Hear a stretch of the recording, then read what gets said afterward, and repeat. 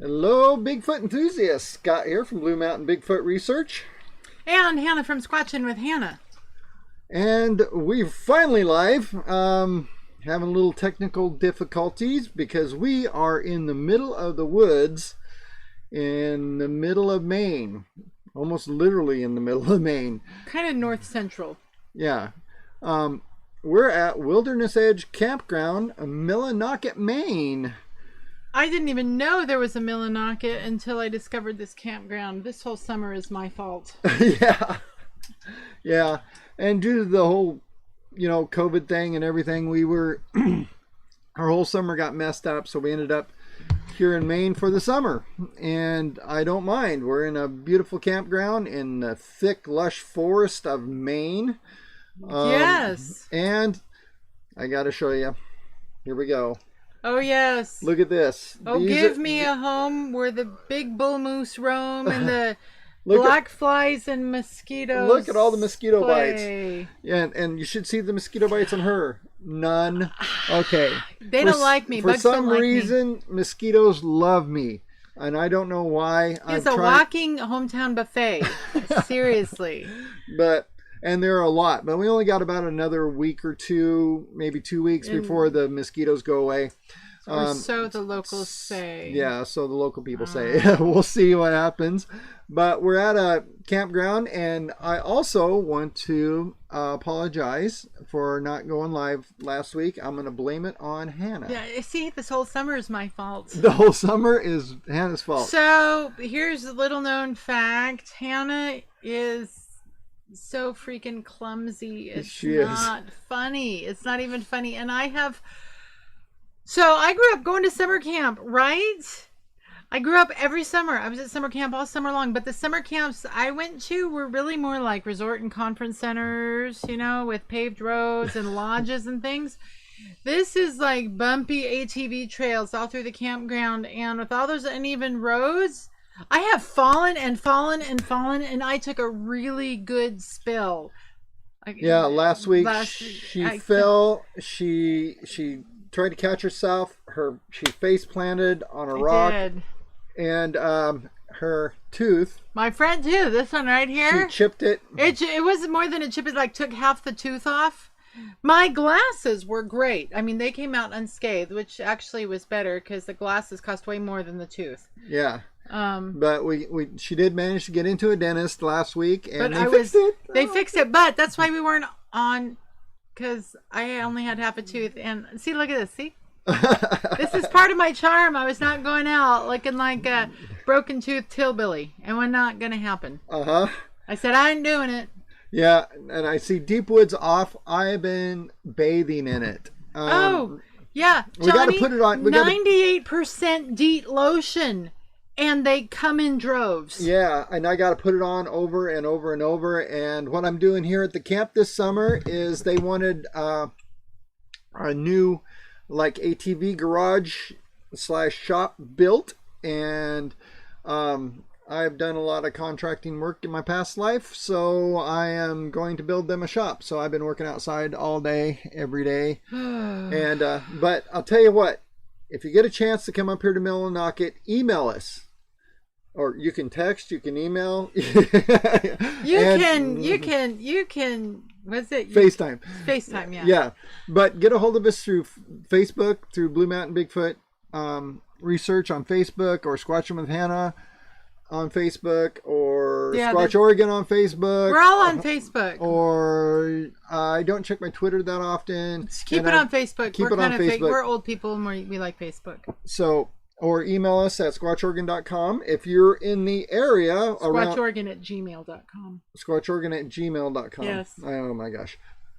Anyway, so look, say if you can look up Millinocket, Maine.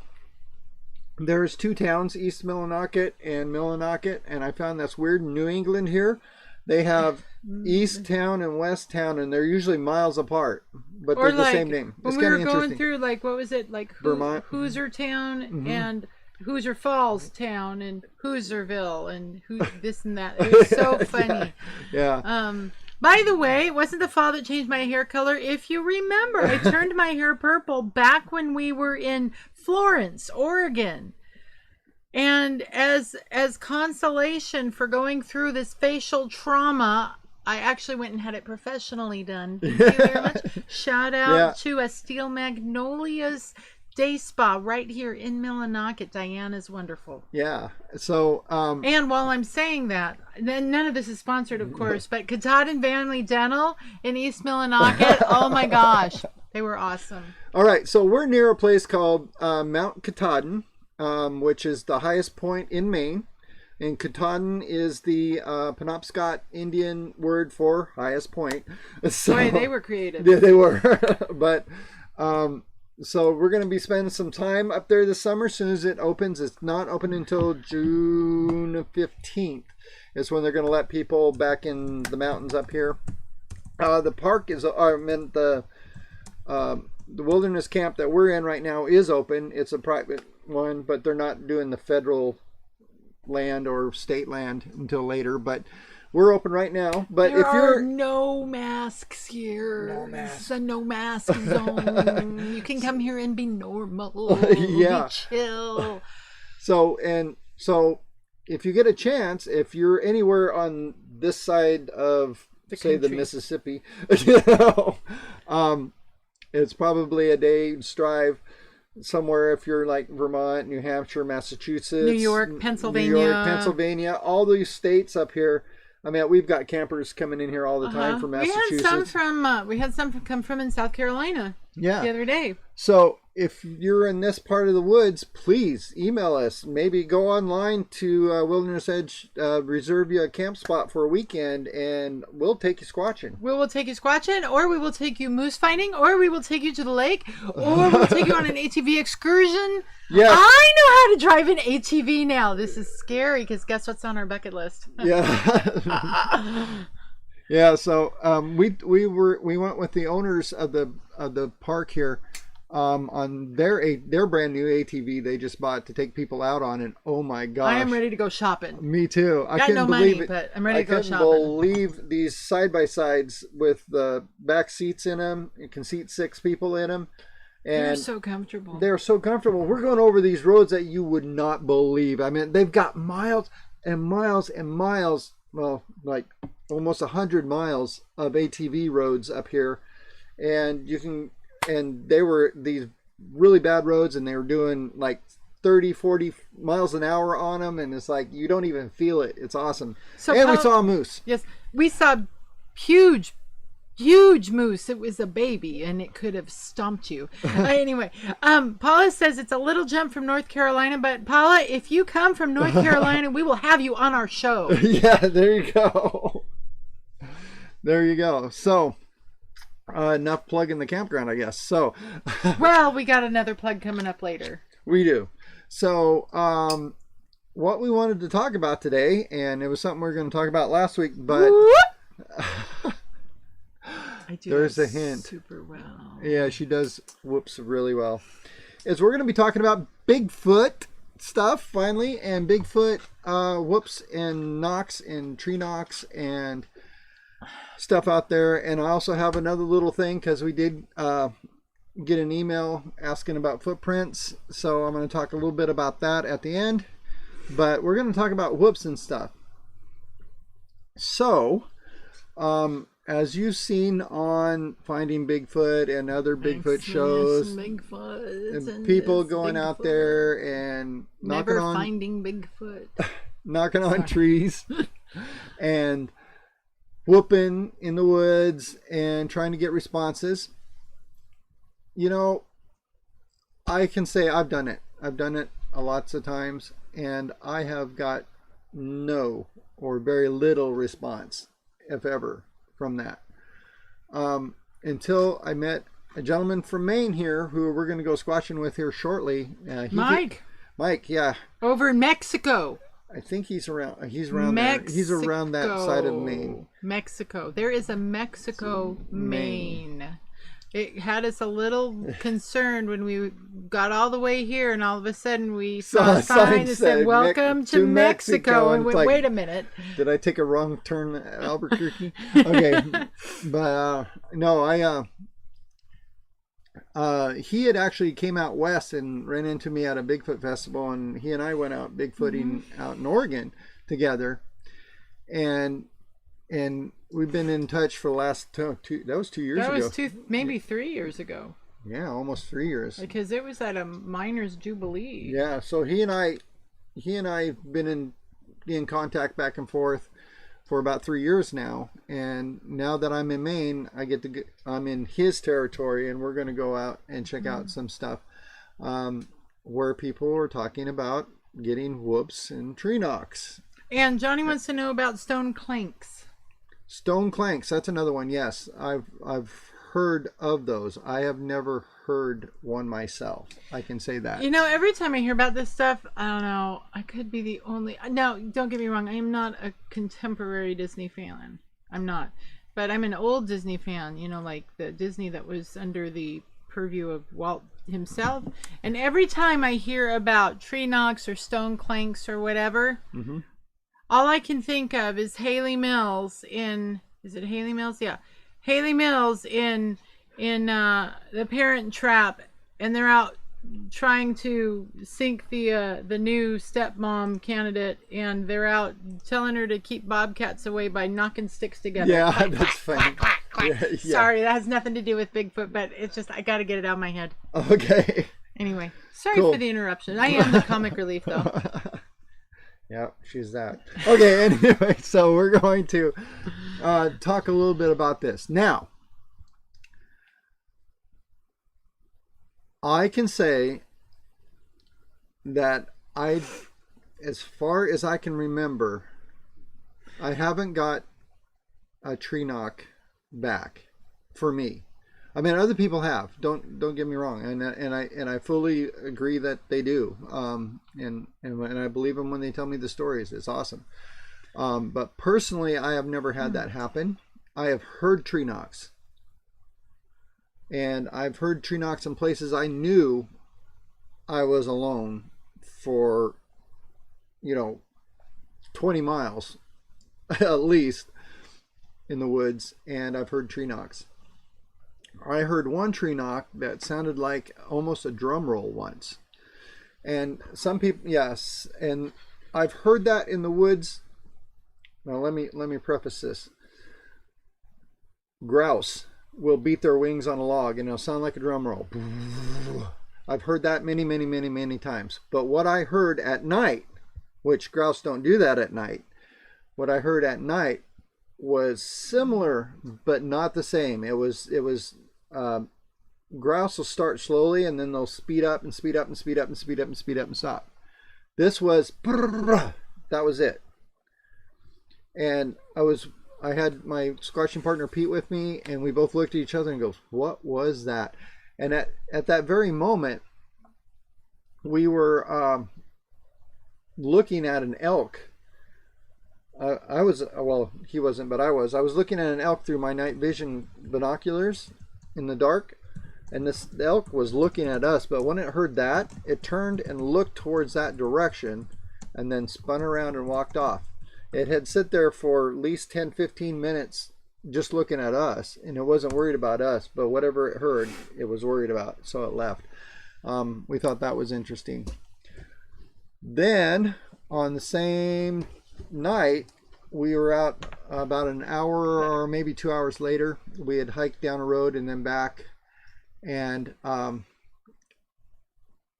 we were getting back almost to our rig, and it was close to the same area, we heard that drum roll. We heard a whoop, and I had my binoculars recording when we heard the drum roll, but they didn't pick it up. So after I heard the drum roll, we listened back. It didn't work. I didn't pick it up on that. We started recorders and just left them running. And so we were able to pick up the whoop sound. And I'm going to play it for you right now. Now, what you're going to hear is we only got one whoop. It was just one. You're going to hear it 3 times in the recording here. I just did it like we picked it up. And then the second one, I tried to put a noise filter on it. Didn't really change a lot. And then the third one, is the natural one again. So take a listen to this.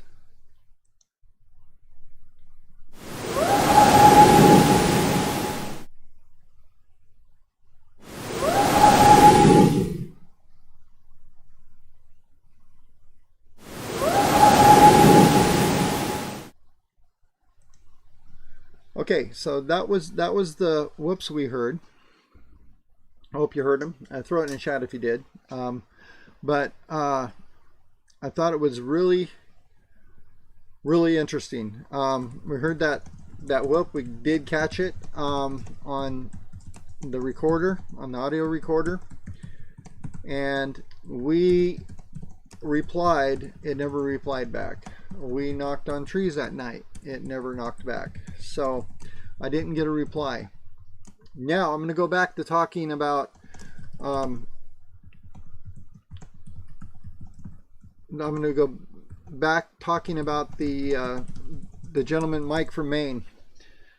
Now Mike from Maine gave me a suggestion years ago when I took him out about 3 years ago. And Mike is very knowledgeable. Yeah, he is. And he suggested playing the sound of babies crying. And we have done that. Now I have to say, I haven't got a whoop or a tree knock from doing that. But, I have to say but, there's a but. From playing the sound of baby crying, one time we were playing the sounds, and then we'd shut them off for a little while. We'd listen to see if we'd hear anything, and we'd listen for quite some time, like almost 20 minutes, just silence for 20 minutes. And then what we would do is we've got high-powered flashlights, and we just scan the tree line with the flashlights to see if we got any eye shine. One time we did that. We were playing the sounds, we scanned the tree line, and we got eye shine next to a tree, and it was 8 feet in the air. It was where the eyes were, and there were no tree limbs on that tree. After I crawled down this canyon and back up the other side and found the tree, and there were no tree limbs. They were about 10 feet when the first tree limb came up, but we had marked on the tree with a laser where we saw the eye shine, so I knew where that was. So it was about 8 feet, and it was 2 eyes looking at us. 8 feet. I know it wasn't a bird because there was no limb for it to sit on, and it was far enough away from the tree. It wasn't a squirrel. I'll tell you, it was too far. The eye shine was too far apart. And then a second time we were playing the babies crying in the woods. We had shut it off, and after about 5 minutes or so, we didn't hear anything. So we started just chatting and talking. I had Pete and my son and my almost a daughter with us. Which one was that? What's that? Which one was that? Caitlin. Oh, got you. Okay. So I lose track of how many extra kids we've picked up along the way. I know, but so we had Caitlin with us, and we were all just sitting talking, and then Pete gets up and walks away into the woods a little bit to go to the bathroom, and he got a rock thrown at him. So I don't know about using the baby crying to get responses, but it does seem to draw them to you. So that's a technique that we picked up, a sound technique that has worked a couple times in the last 5 years. So like I said, and I've said this many times, if you go into the woods looking for Bigfoot, chances are you're going to go in the woods for a lot of times before anything ever happens to you. And then some people get lucky and they go in the first time and they see stuff. It's just luck of the draw kind of thing. It's just like going into the casino thinking you're going to put a quarter in and win $1 million. There's a chance it's going to happen, but it's not likely. But there's that chance. So I thought that was pretty cool. So what's going on in the chat? Nothing. Just keep okay. talking. Yeah, okay. So we're having side conversations. oh. So nobody's actually listening to me. I feel so sad. No, just kidding. Yeah, I get boring. Anyway, so just for fun, would you like to hear those whoops again? Not that one. It's a good one, though. That's a good one. So did they hear it? I'm pretty sure they did. Yeah. Okay, so you can go on. Let's try it again. So here they are.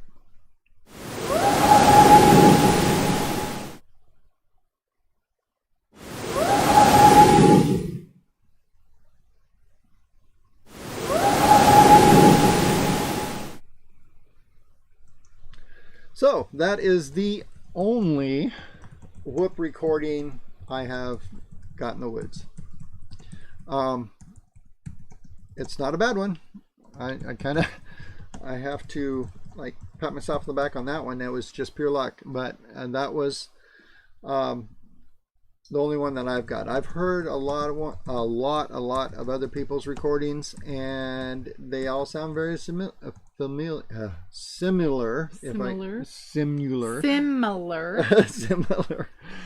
Yeah, English isn't my thing.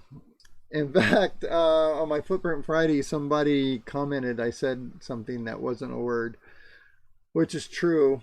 I am an anthropologist. I'm not an English major by far. So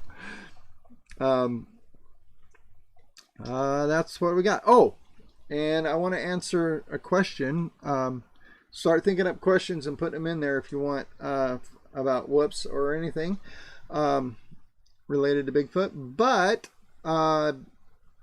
Danny sent an email in telling me about his adventure recently into the woods by himself, and he found some tracks. He didn't have any photos of them, but he explained them to me in the email, and I want to point something out. I had another gentleman send me some tracks photos that he thought was very interesting, but I'm going to show you guys how to dissect these tracks a little bit so you can get a good idea of what you're looking at, because bears can be very, very sneaky. But before we go to that, let's take our mid-show, let's see, station identification, or just a reminder, please like our channel and subscribe. And also go on over to the Paddy Wagon if you haven't checked out the, I've got one more video to put up for that playlist, but we've got our entire trip to Maine on video. You can laugh at us and see how exhausted I am and see what happens when we don't put the slides out and how cranky I get. And you were the one who told me to turn my phone off. Good job. So please like and subscribe to this channel, to the Paddy Wagon, and don't forget, we have got tons of these cups and t-shirts. And t-shirts, yes. And we will be rebranding. We're going to rebrand everything. We're going to rebrand. Not the Paddy Wagon, but... Well, not the Paddy Wagon, but no, the Paddy Wagon will always be the Paddy Wagon. But we will be rebranding Blue Mountain Bigfoot Research to Squatch America. Scotch with Hannah is going to go through a massive rebrand in the next few months, just because so much is going on in our lives, and we're just so get this limited edition merch while you can. SquatchOregon.com is where you buy it, and have I forgotten anything? No, there's one other thing I'm going to plug. Later on. Later on? Is that it? No. Oh, okay. No. Plug something else then. Go ahead. Is the Great State of Bigfoot Fest was canceled because of you know what? Everything was canceled. And then they were hoping they could do it, and then they decided they were going to, and then the state told them they could not because Oregon can't get their act together. So keep an eye out on Blue Mountain Bigfoot Research's Facebook page, and we're going to plug it on here but they're going to do a virtual Bigfoot Festival. Bigfoot Festival. We had planned to, but then we got all distracted coming over here. But they're going to run with it, and we will be a part of it. We're going to be a part of it. So you'll get to see this virtual Bigfoot conference with all the people that they had lined up to speak. I know Shane Corson's going to be on there. Possibly no. Me. There's Shane Corson from the Olympic Project, and I think I better not say because I'm not sure who's on board yet.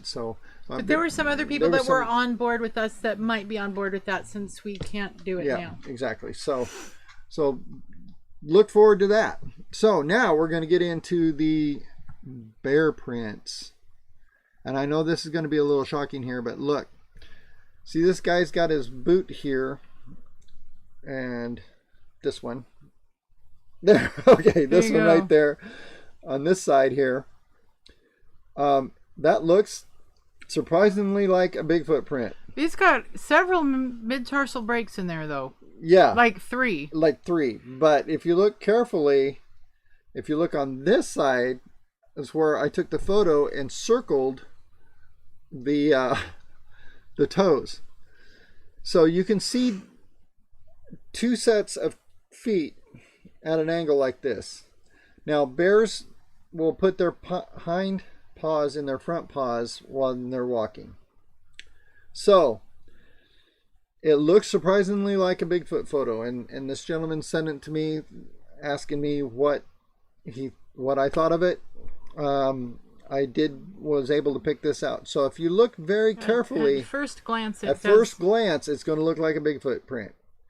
But if you look closer, you can see the toes halfway down. And then they're always at a slight angle, which makes the footprint literally look straight if they don't get the toes on the back paw, in the front paw. If those toes don't show up, it could really, really throw you. And actually, that is something that our good friend Sarah, who's an archaeologist with the Forest Service, showed us. She really is good at identifying bear prints, and that's probably her biggest point of skepticism. Yeah, is because probably I would say a good percentage of Bigfoot casts are bear prints. You just got to be very careful when you're looking at them. But I have also showed her actual Bigfoot prints. So she works for the Forest Service, and I tell her she's kind of a Bigfoot denier, but I tell her that's what her corporate and government handlers tell her she has to say. So if that helps, and if it helps you, Danny, out there looking at those prints, if you can look very carefully, if they got that mid-tarsal break, and they're not always, look and make sure it's in the middle. Because if you look at this one up towards the, I gotta get my hand right. There we go. There we go. That you got to dip there. You got to dip there, and you got to dip down there. Okay. That's weird. Okay. It's like not looking in the mirror. Yep. It's literally this way is that way, and that way is this way. Is when I'm looking at my screen. So, so you'll get 3 mid-tarsal breaks and 1 really close to the front pad. That's always the telltale sign. If you got that big bunch up by the front toes, you've got the arc like most Bigfoots do, but it's more pronounced of an arc instead of this more straight across when you do with a Bigfoot print. But the toes line up pretty good, but there's you'll get that dip right behind the toes, and that's a big telltale sign. So, any questions yet? None? Well, we've got some. So, Danny says 48 inches apart. Danny, could you be a little clearer? Oh, I know. I understand what he's saying. He's saying that the prints they found were 48 inches apart. Oh, okay. And Justin says you can also see claw marks. Yes, you can see the tick of the claw marks in the end. I forgot that. Thank you, Justin. I usually throw that in there. Do bear prints come in a straight line? They do not. they're kind of offset. Like this. Well, the bears, when they step, they're step like this, but then when they're walking, They've got two sets it's two sets. So that's another telltale sign. So if it's in a straight line, Bigfoots walk like they're walking a tightrope. Mm-hmm. So it'll be almost a dead straight line between the footprints. 48 inches, then he is not. It's not typical, I should say, for a Bigfoot. What about juveniles? They're usually, yeah, that's what I'm trying to say. It's not typical unless it's a juvenile, then they got a shorter stride. That has to do with how tall they are, their stride length. But an adult usually has a 6-foot stride. Yeah, it's usually between 5 and 6 feet. Which is 60 to 72 inches for all of you non-math people. Yeah. I am not a math person, I just know that. But, so that's something to look for. You know, if you got a smaller footprint, the step length is going to be shorter. So, and what's interesting is a lot of this stuff can be calculated within, you know, inches. So the difference between 48 inches with a bear and 48 or say 52 inches with a Bigfoot, a small Bigfoot, that's going to be kind of, so that's what I got to say about that.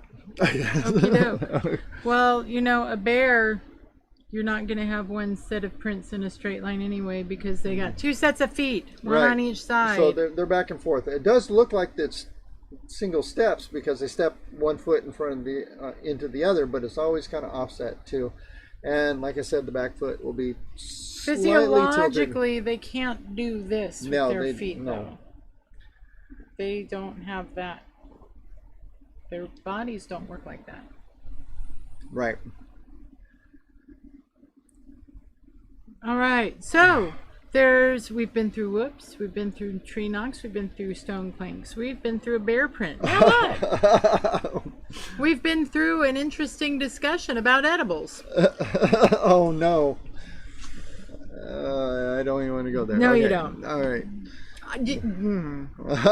But no. Anyway. So. All right. So let's talk about what's going on here in Millinocket. Shall we do that now? We have 20 minutes, so we could do that now. Okay. I could sing the song I posted earlier. We could do all sorts of things. Yep. What do you want to do? Shall I sing the lamb chop song? No. Oh, okay. Thank God. No. No. But I want to, if you can, if you're on this side of the United States, again. We are bringing. We are starting Squatch America here. Yeah. Since we're here for the summer, this is where we're going to kick it off. So, here we go on July 11th at 7 p.m. Eastern time. That's Eastern time. Ooh, we could live stream it too. We could totally live stream it, but don't make that. If you can at all get here, you're going to love it. So what we're going to do is we're going to do a Bigfoot conference and town hall meeting for one evening right here at Wilderness Edge Campground. They have a big area. So bring your own chair. And it's at 71 Millinocket Lake Road in Millinocket, Maine. Yes. Just outside of Lake Millinocket and the other Lake Millinocket. We will have bona fide Bigfoot bait for sale. Yes. So we're going to have all sorts of fun stuff happening. I'm going to, we'll be talking about Bigfoot, but we'll also be doing a town hall meeting. And that'll be a lot of fun with the town hall meeting. So we get to hear stories from people. Now, my plan on this is twofold. Is one, I get to hear great Bigfoot stories from the locals. Two, I get to hear great stories from the locals and find out where this stuff was. So we can have a better chance of going into an area and actually finding something. If we go into an area that's known for its Bigfoot activity, it helps us. So that's something we're going to be shooting for.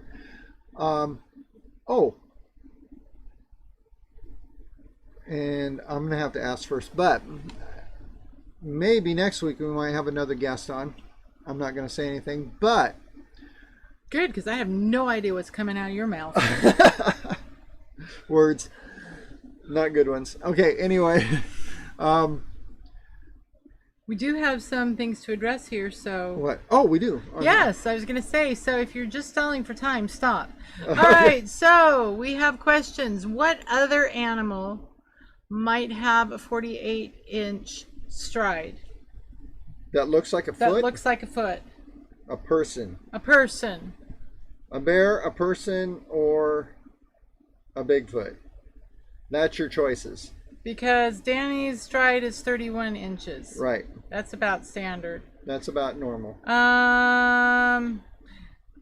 Justin, we'll get to yours. Okay, so why don't you recap about the deer bone breaks? Would you like me to recap about the I think they want you to recap. Okay.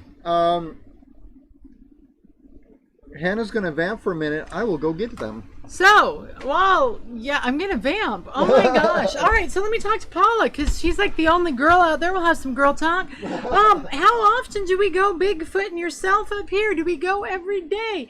Heck no. We are work camping. Actually, I am still teaching. I am still on, I have 4 days. 4 days. 4 days left on my school district contract. 4 days left in my public school teaching career. 4 days left working for someone else's benefit and another person or organization's agenda. As of Friday, I will be a free agent. Looking forward to that. And honestly, how often do I go bigfooting? Not as...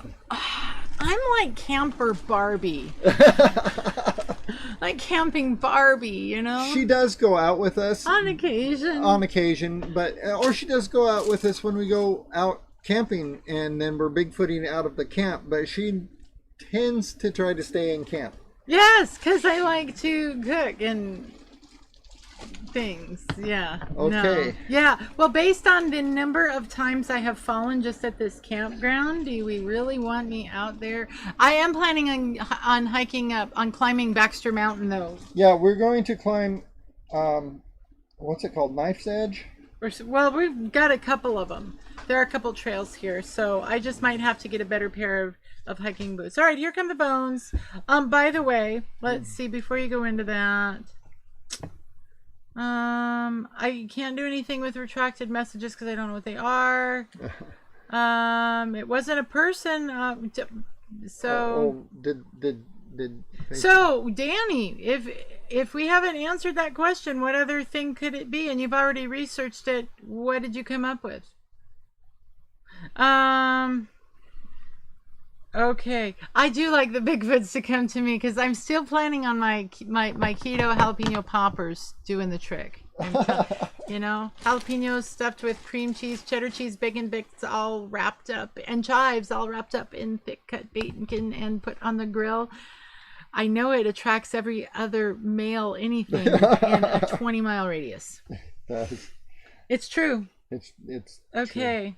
True. It's true. Okay, I'm trying to put these back together. Okay. So Danny says there's a formula: 0.415 times the height equals the stride. I'm thinking Exactly. it's the stride. And so an NBA guy doesn't have a 48-inch step. All right. I'll bet, you know what? I'll bet Andre the Giant did. He might have. Because he was over 7 feet tall. Yeah.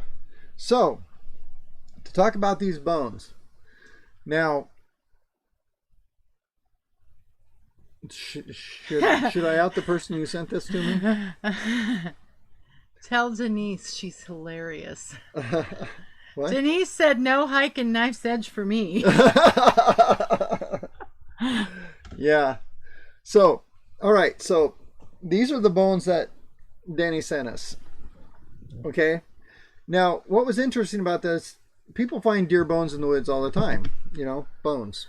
I meant deer die in the woods. I guess they die in zoos too, but mostly in the woods. But what's interesting about these is the fact that when he showed me this particular one, let me see if I can do that right. Just don't look at your computer while you do it. Yeah, get it to focus. Okay, anyway, is this point right here. Now what's interesting about this point is this can only be created from what's called a spiral fracture. And when he sent me the rest of the bones, there was this one too. Now notice there's a point on this one. This is the entire bone. This is a radius ulna. You have one right here in your arm. Oh, there you go again with their vocabulary. Yeah, I may not have good English, but I've got bone vocabulary. So you have the ulna and radius ulna in your arms. You know, the two bones in the front of your arms. So this kind of break does not occur in nature. Right. You're going, but it happened to a deer. If you snap this, it's gonna snap straight across. Straight across. If you twist it, this is called a spiral fracture. It's called a spiral fracture. This brings back like PTSD for me from working in child welfare. Yeah. So if you grab somebody's arm and you twist it, that's what that does. This is how this break works. You can stop that now. Anyway, so he sent me when I saw the pictures of these, I went, "Oh my gosh, that's a spiral fracture." And I thought it was very, very interesting because in the wild that doesn't happen. That doesn't happen mostly for I'm sure there's a possibility. No, there's not. I've studied this. You cannot spiral fracture by getting yourself jammed, and the bodies are not created to do that. Right. So they break flush. You do flush breaks. Right. That's all that occurs. So this is a spiral fracture from twisting it, and this puts me back to my anthropology class. And anyway, which made me start thinking, when other scavengers got done with eating animals that died in the woods or kill, say a lion kills something in Africa, the lion eats what it can, then the hyenas come and clean up the rest, and then the vultures come and eat stuff, and then bugs eat it, and then you get down to this. So if you, as us humans, are the weakest thing in the woods, we can't fight. We might be able to fight off vultures, but we can't fight off hyenas, we can't fight off lions. So we have to wait until they're done if there's a kill out there that we want to scavenge. Now, we spent most of our existence through history as scavengers. Hunting didn't come until way later, but early on we were gatherers and scavengers, like the ancient cavemen, you know, like Ardipithecus, and Artie was the oldest one. Anyway, we've got 10 minutes, so get to Lucy it. Or whatever. So what was left is hidden inside this bone. It's the bone marrow, the highest protein level of anything in a body anywhere. So if you were to break this open and to get the bone marrow out, you'll be eating nothing but almost pure protein. By the way, if they were to break it like this, you can't get to the bone marrow. Right, but if you twist it, there you go. Look what you got. So if all you need is a straw. So if Bigfoot, and I can't swear that Bigfoot did this. But that was done by something with opposable thumbs. Something with opposable thumbs, because if you look very closely, you will see no knife marks, no scratches, No bite marks, no teeth marks, nothing on this. That was something I noticed in the photos right off, and I wanted to get my hands on these so I could look really closely. This was twisted open. Yep. So that really does bother me. Sorry. I'm not being funny. So what does pure protein do for the human brain?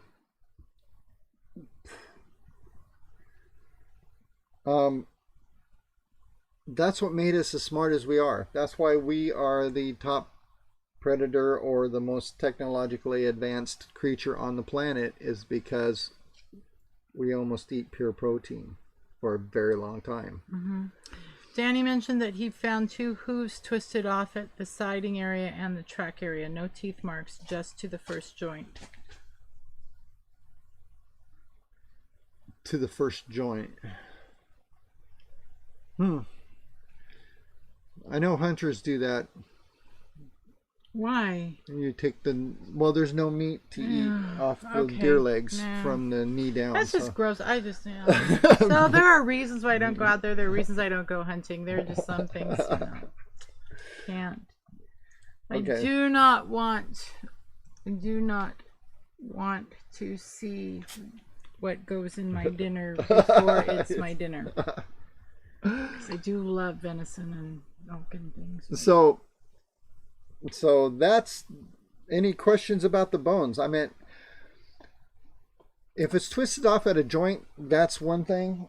But to be twisted off mid bone? Mid bone is virtually impossible because of this, like I said, because this is, let me get this back out and scare Hannah some more.